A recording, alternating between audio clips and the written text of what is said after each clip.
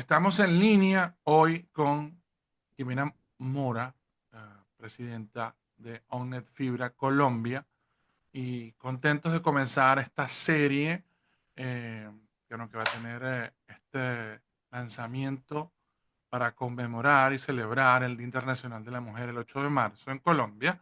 Y que bueno, que comenzamos en este día tan especial con varios episodios y que luego vamos a hacer, Jimena, a lo largo de todo el año vamos a seguir reflejando y conectando con mujeres en TIC de todo el país, ¿no? Bienvenida a Estamos en Línea y lo primero que quisiéramos conocer, para quienes no te conocen y no conocen la empresa, que lo dudo mucho porque Onet Fibra, bueno, realmente, como lo dice tu sitio web, son el prestador de servicios neutrales de conectividad más grande del país y que conectan casi a 13,5 millones de personas en Colombia. Cuéntale un poco a la gente qué hacen Onet Fibra, porque todos estamos en fibra. Alberto, muchas gracias por la oportunidad y por el espacio. Un saludo a todos los que nos ven. Y bueno, OnNet Fibra Colombia es una compañía de red neutra de fibra óptica al hogar.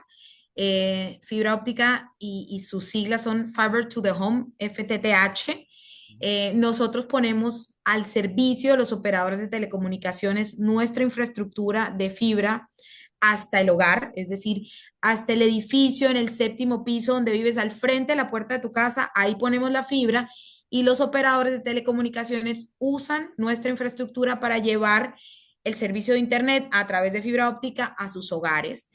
Somos una compañía relativamente nueva en el mercado, pero con muchísimos años de experiencia.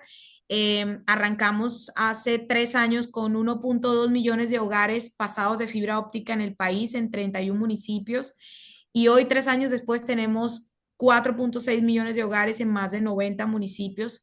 Hemos logrado crecer geográficamente, y pues algo muy importante y en un país como el nuestro, como Colombia, en donde 9 millones de hogares tienen conexión a Internet de los 17 millones de hogares que somos, pero apenas el 38% tiene fibra óptica. Entonces, estamos llegando a un momento en el que el cierre de las brechas de conectividad van de tener una muy buena tecnología en la casa y es parte de lo que nosotros hacemos, poner la fibra al servicio de los operadores de telecomunicaciones.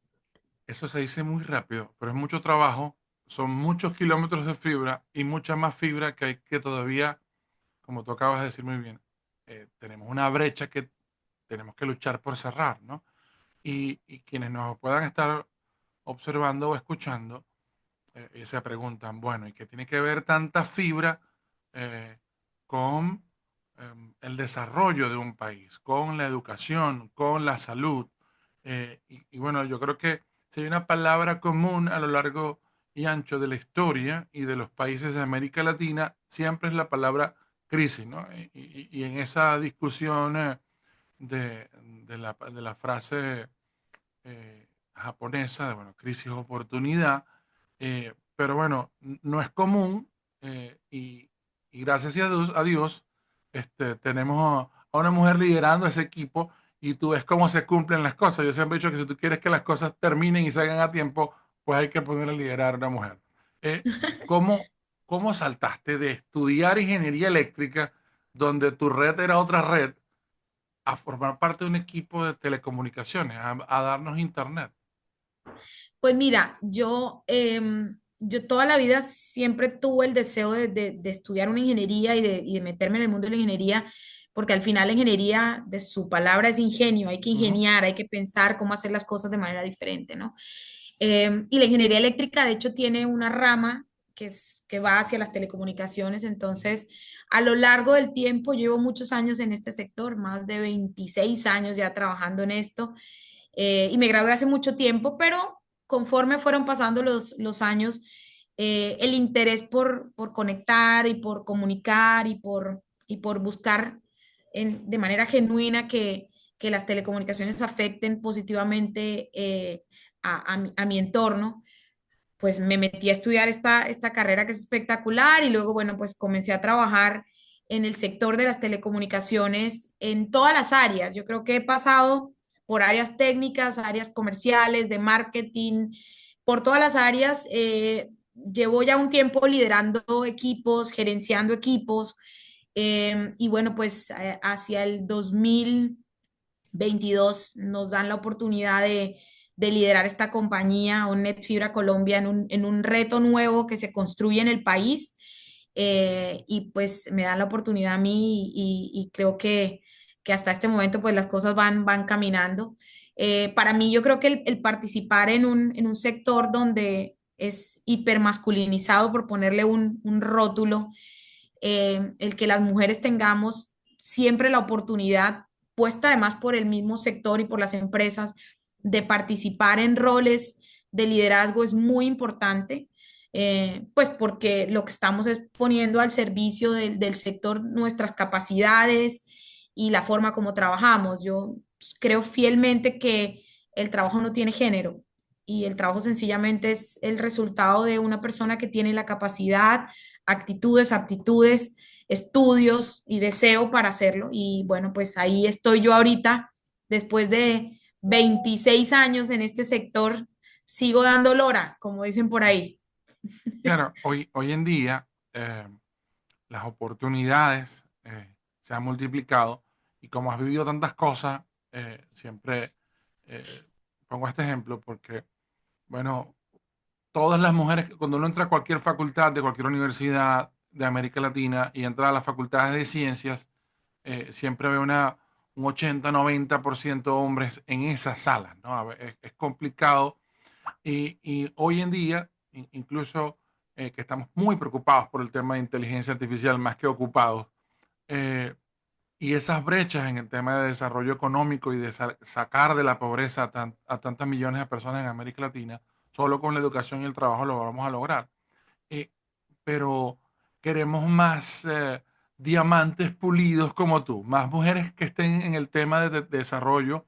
Y como tú lo dices, para mí nunca tampoco ha sido un tema de género, porque sencillamente si hay dos grandes elementos, mejor dicho, dos grandes actores que han impulsado la tecnología en el mundo, lamentablemente han sido la guerra del sector militar, pero han sido las mujeres el otro gran actor. Porque, bueno, por ahí tengo el libro de Innovators, y todo esto comenzó con Ada Lovelace, ¿no? Con el primer poema, la primera mujer matemática, la primera mujer que hizo un lenguaje de computación, y voilà, después de unos cuantos años tenemos internet y estamos con el tema de inteligencia artificial. ¿Cómo impulsar a que haya más niñas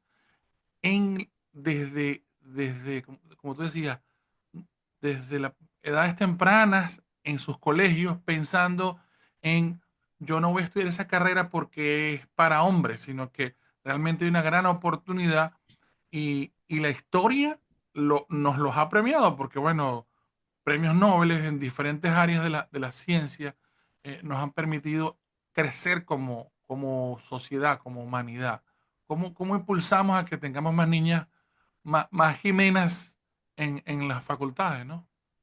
Mira, yo creo que el trabajo va con el ejemplo. Coincido 100% que hay que ser ejemplo para que las generaciones futuras vean en ese ejemplo lo que pueden hacer, ¿no? Yo creo que hay que trabajar mucho con la academia y es un trabajo que tiene que ser articulado entre colegios, universidades, sector privado y también el sector público en incentivar ese estudio de carreras STEM, ¿sí? Hoy día en Colombia el 43% de las mujeres tienen competencias digitales y de los hombres el 62%. Eso es según reportes que saca el Ministerio de las Tecnologías de la Información y Comunicaciones. Y según el Ministerio de la Ciencia, Tecnología e Innovación, hace un par de años, solo una de cada 10 mujeres estudiaba en la universidad y menos del 2% elegía una carrera STEM. De hecho, cuando yo me gradué, éramos tal vez 4 mujeres y no sé, 60, 70 hombres, no recuerdo muy bien. Entonces hay que trabajar desde la base, hay que ir a los colegios, hay que contarle a las niñas que el gusto por las matemáticas, por las ciencias, por las tecnologías va de uno, no va de que tú como eres mujer tienes que estudiar una carrera o los hombres tienen que estudiar otra, y no le voy a poner rótulos porque si le pongo rótulos vuelvo a entrar en ese círculo del que Exacto, tenemos que salir, así es. ¿sí? Creo que las carreras no tienen rótulo, eso va de enseñarle a las niñas en temprana edad, acompañarlas. Y luego hay una fase muy importante y es cuando están ya en la universidad, que ya han tomado la decisión de estudiar carreras STEM, es acompañarlas en los últimos semestres, perdón, a que entiendan cómo puede ser su proceso de empleabilidad y que se quiten de la cabeza que tienen que cumplir con todos los requisitos. Normalmente tenemos una cosa que se llama el techo de cristal, que nos los ponemos nosotras mismas. Si yo no cumplo con que tengo que saber inglés, tantos años de experiencia, este tema, este otro, entonces no se presentan, por ejemplo, a las convocatorias. Hay que incentivarlas a que lo hagan. Los hombres se presentan con el 40 o 50% del requisito del perfil, y las mujeres buscamos al menos el 80%. Entonces, hay que presentarse, hay que atreverse, y luego en el camino hay que desarrollar lógicamente las competencias. Eso creo que es un trabajo que tenemos que hacer desde el colegio, hay que trabajar con las universidades, y luego en las empresas hay que trabajar muchísimo en mentorías. Hay que buscar escenarios, proyectos en donde le pongamos a las mujeres espacios de liderazgo para que desarrollen esos skills que tengan que desarrollar, los que falten, y potencien los que tienen. Entonces, para mí va de ser ejemplo, de dar oportunidades, de trabajar mancomunadamente entre la academia, la empresa privada y el sector público, en poner a la orden del día esta conversación, que pues está demostrado que las compañías que tienen mujeres son 40% más productivas, que tienen mujeres en cargos de liderazgo además, son 40% más productivas que otras compañías. Entonces creo que yo insisto en que no hay género, hay sencillamente actitudes, capacidades y potencializarlas es lo importante. Totalmente. Y después nos quejamos en América Latina en que esa triada, ¿por qué no es como en el primer mundo? Bueno, porque necesitamos eso, que universidad, empresas y por supuesto gobierno interactúen en esa triada productiva y que haga exponencial ese crecimiento, ¿no? Pero también América Latina tiene algo muy interesante y Colombia no se escapa de eso, y es que tiene hombres y mujeres con ese gen de ser un terco para emprender, ¿sabes? Tener esa tenacidad y realmente de la gran cantidad de startups que resuelven problemas reales.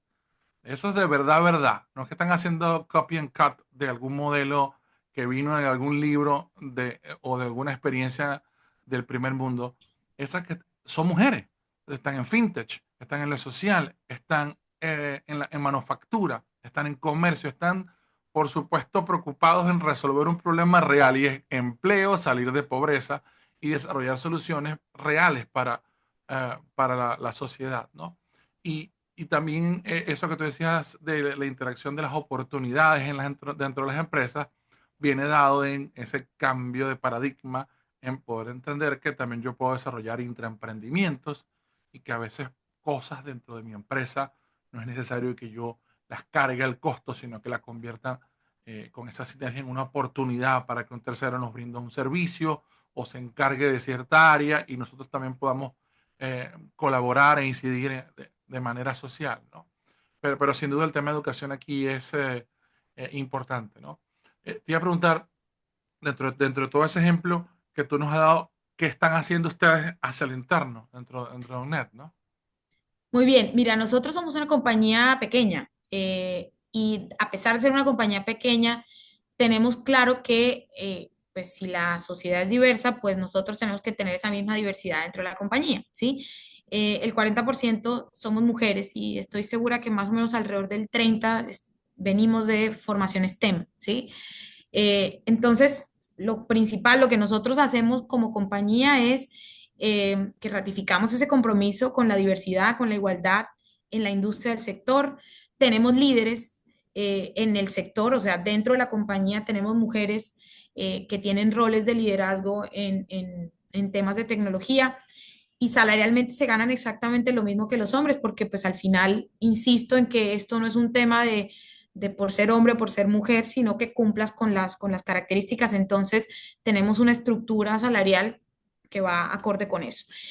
Y hay algo muy importante, que son dos cosas que nosotros hacemos y es proponer proyectos o trabajar en proyectos, en OKRs, en donde incentivemos ese liderazgo de las mujeres a nivel transversal. Es decir, no necesariamente tú en una compañía vas de la noche a la mañana a pasar de trabajar como en área técnica, luego el jefe, el gerente, y luego volverte el presidente de la compañía. Esos son procesos que toman tiempo, pero sí que podemos fortalecer los skills y las capacidades de liderazgo en nuestro equipo, que eso es lo que hacemos hoy día, poniéndoles proyectos transversales que les aseguren trabajar con diferentes áreas dentro de la compañía, con clientes y con proveedores, y que al final se vuelvan mujeres potentes para esta industria, adentro de ONNET o fuera de ONNET. Entonces trabajamos muchísimo en eso.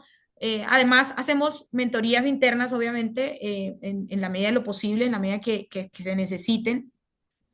Y pues todo esto al final asegurando un ambiente laboral que sea justo, que sea inclusivo, en donde tanto las mujeres como los hombres se sientan bien valorados, se sientan bien reconocidos en el trabajo y por supuesto pues nuestras políticas permiten que ese liderazgo de áreas técnicas no tenga ningún rótulo al frente de sesgos, digamos, de género. Entonces, para nosotros es trabajar en eso, es asegurar una compañía que sea equitativa y que tenga, digamos, las características de poner al servicio de los empleados exactamente las mismas condiciones para poder desarrollarlos. Claro, y que en el corto plazo, porque ya no es un sueño del futuro, esa sinergia nos tiene que también colocar en los pies sobre la tierra, de ver cómo comenzamos a adoptar inteligencia artificial, porque esa brecha ahora con primer mundo crece, crece cada día más. Semana a semana estamos viendo nuevos lanzamientos, cambios, mejoras y, y como el surfing, bueno, esa es una ola en que tenemos que montarnos y sé que nos va a dar unas cuantas revolcadas en la playa, pero tenemos que seguir intentando subir esa Hay ola. que saber montarse. Así es, y poder avanzar y poder disfrutar de cómo utilizamos esa tecnología para con todo nuestro talento humano impulsar el desarrollo. Y ahí te pregunto, ¿cómo ves inteligencia artificial en el impacto, sobre todo por el negocio y esto que estamos hablando de repensar la formación? Porque ahora que tú hablas del tema de mentoría, bueno, es la realidad, ¿no? Esto ya no es me gradué de la universidad y me voy a la empresa. Ahora, esto es todos los días aprendo y la Sí, universidad se vuelve, perdón, la empresa se vuelve mi universidad junto con la vida constante. Siempre estoy aprendiendo, siempre tengo que, porque este mundo está evolucionando, ¿no? ¿Cómo ves el resto del año en esa visión hacia adoptar inteligencia artificial y ese proceso interno de aprender y empezar a compartir? Porque, bueno, finalmente lo que estamos buscando es más inputs para innovar, ¿no? de acuerdo. De acuerdo, mira, yo analizaría el tema en dos escenarios. Uno en el tema de educación. Es que desde hace mucho tiempo tú te metes a Google y consigues, y tú pones una consulta y consigues información y información buena, mala, regular, errónea, mentiras. Entonces, digamos, el contenido siempre ha estado ahí. Lo que está haciendo la inteligencia artificial de alguna forma es ordenarlo y ponerlo bien y ponerlo, digamos, correcto. Luego hay que enseñarle, yo creo que a los chicos a saber utilizar el contenido de la inteligencia artificial. Es decir, tú puedes sacar información de ChatGPT, por poner un ejemplo, pero entenderla, analizarla, ser capaz de ser conclusivos en el contenido. Vas a impedir que lo consulten, es absurdo. Luego la inteligencia artificial está ahí para sumar a eso, digamos, a ese gran bloque de datos, meterle cada vez más datos, más información que nos permita a todos saber un poco de todo, pero tener la capacidad de tamizar ese contenido y ser conclusivos y ser analíticos. Entonces, al final, en el estudio, creo que las universidades cada vez son más conscientes de que no deben prohibir el uso de la inteligencia artificial, pero sí que tienen que desarrollar en los chicos skills de mucho análisis, ¿sí? Cuña, mi hija estudia ciencia de datos, por ejemplo, y parte de lo que ella entiende de su carrera es que con los datos se toman decisiones y con las decisiones se crean negocios y se hacen cosas. Entonces, eso es lo que hay que enseñarle a ellos. Y en los negocios, por supuesto que la inteligencia artificial tiene que formar parte de los negocios. Es decir, por ponerte un ejemplo, nosotros tenemos una red de fibra óptica que tiene miles de kilómetros a lo largo del país. Y si hay un corte de una fibra, hay que ubicar el corte de la fibra y hay que reaccionar rápidamente, hay que corregir la falla rápidamente. En la medida que tú le metes herramientas de inteligencia artificial, ese trabajo es mucho más ágil y permite lógicamente que la reacción sea más rápida y se desencadena una cadena positiva en el buen sentido de la palabra. Un cliente satisfecho porque su servicio funciona bien, una empresa productiva porque no se quedó sin internet, digamos, todo lo que deriva a tener herramientas que cada vez puedas hacer mejor tu trabajo. Entonces, no creo que la inteligencia artificial llegue para reemplazar seres humanos en ciertos roles. Seguramente habrán algunos operativos que pasarán, pero llegó para desarrollar nuevos roles, para desarrollar nuevas capacidades, nuevas habilidades, nuevas formas de pensar. Cuando yo estudié ingeniería eléctrica no había ciencia de datos como carrera. Se necesitan científicos de datos en Colombia y en el mundo, muchísimo, muchísimo en los próximos 10 años y no hay. Entonces la inteligencia artificial llegó para que este tipo de roles hagan las cosas que no sabíamos hacer y al final pues terminamos armando un ecosistema cada vez mucho más inteligente. Eso es lo que yo creo, ¿no? No creo que tenga la verdad revelada, pero creo que va uno analizando conforme va pasando el tiempo y es una herramienta que llegó para quedarse y hay que ayudar al mundo a que entienda cómo manejarlo. Y sin duda, esa necesidad exponencial y creciente de analistas en esta área de ciencia de datos, eh, uno de los principales alimentadores de que eso crezca y de que tengamos cada vez más y más y más data que analizar, pues finalmente va a ser la fibra, porque no vamos a poder tener 5G como lo soñamos en ese escenario de hipersensorización y control de imágenes 360 grados si no estamos llegando con fibra. Lograr tener esa latencia cero y poder Sí, entonces decir, mira, tengo un cirujano eh, neurocientífico en Bogotá operando a alguien en Riohacha sin que ni el paciente se mueva y sin que el neurocirujano se mueva. Entonces lo dejo a cada uno en su sitio y empiezo a dar una oportunidad de servicio tan distinta eh, que a veces yo reclamo que los tecnólogos nos ponemos muy románticos y queremos ver a automóviles autónomos dando la vuelta por Medellín o por Cartagena, pero digamos que un paso a la vez, o sea, en esa que yo he llamado en esa pirámide de Maslow tecnológica, yo creo que allá arriba, arriba, arriba está el automóvil 100%, pero en el conectado. medio tenemos tantas brechas que cerrar en pobreza, sobre todo en el tema de producción de alimentos. Bueno, porque en nuestros países creen que en las grandes ciudades los alimentos llegan al supermercado, ¿no? Están allí en la tienda y no hemos resuelto ese gran tema de, bueno, cómo vamos a crear con inteligencia artificial robots.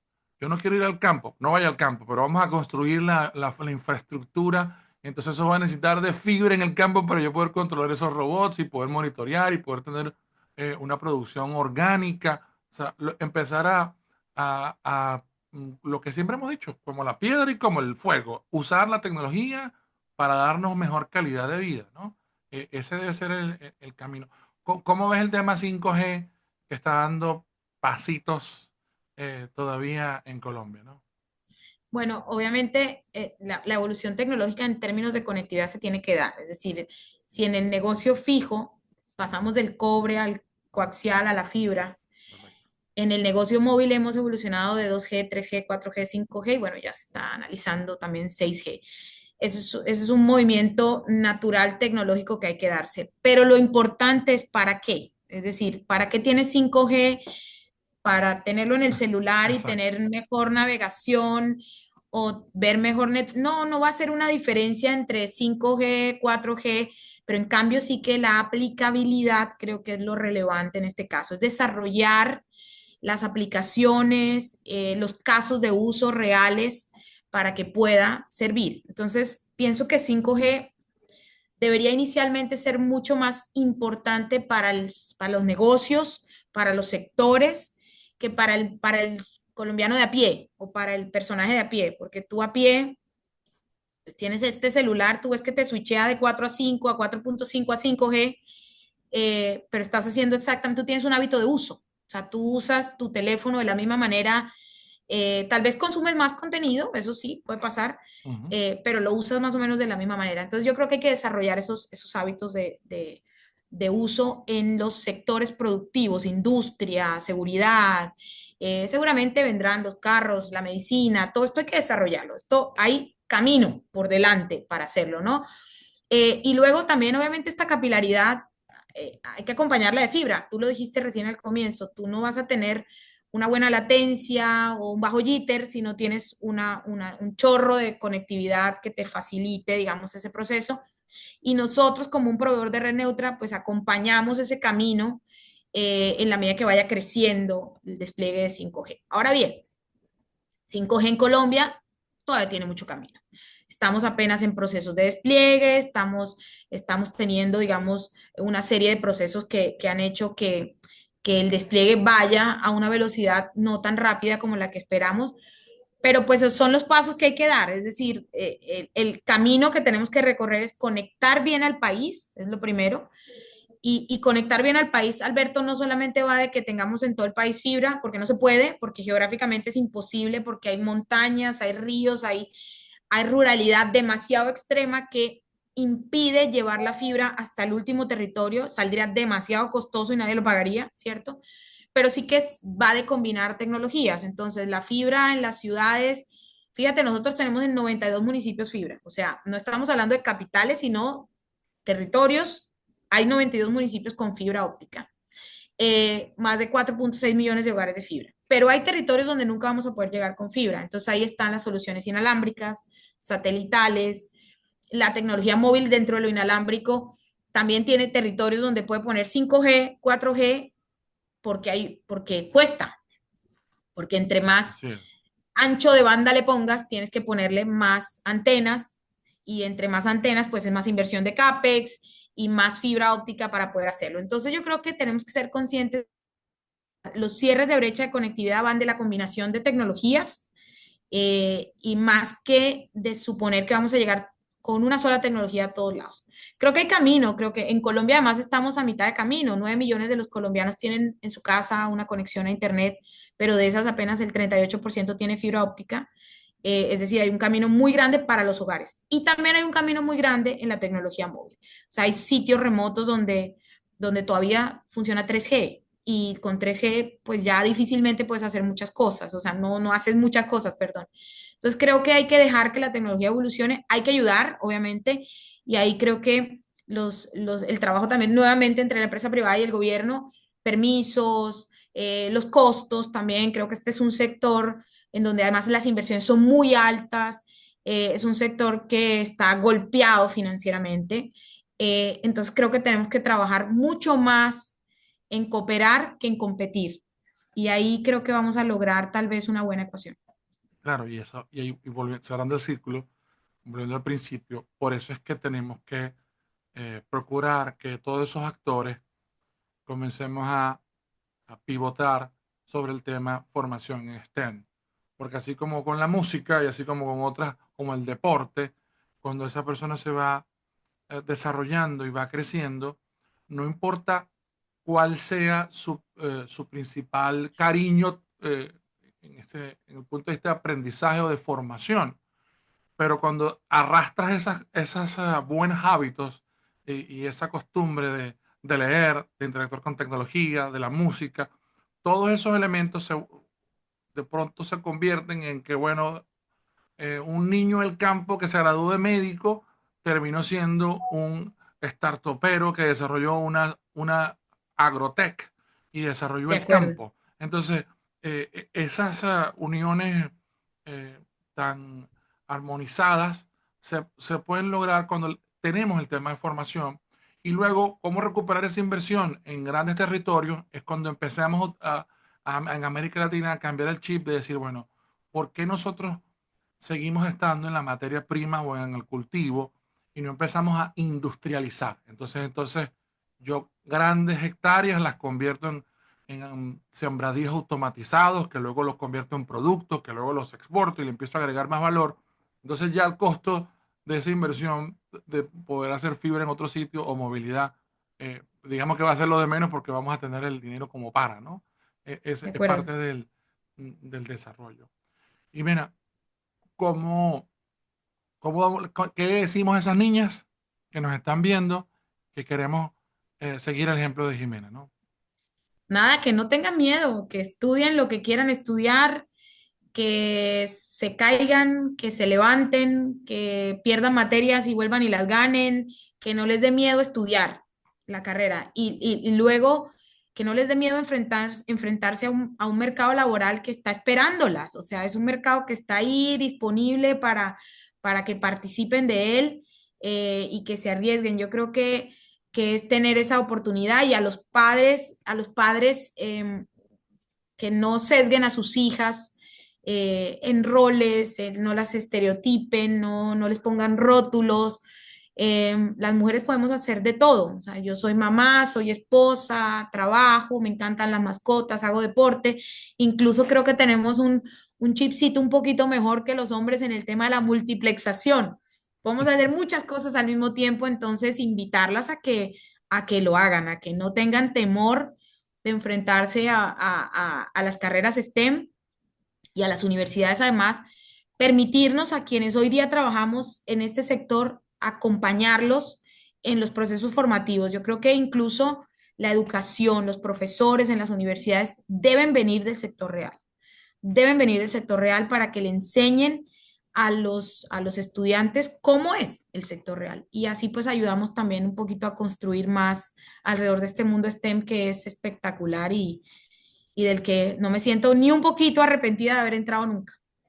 Excelente.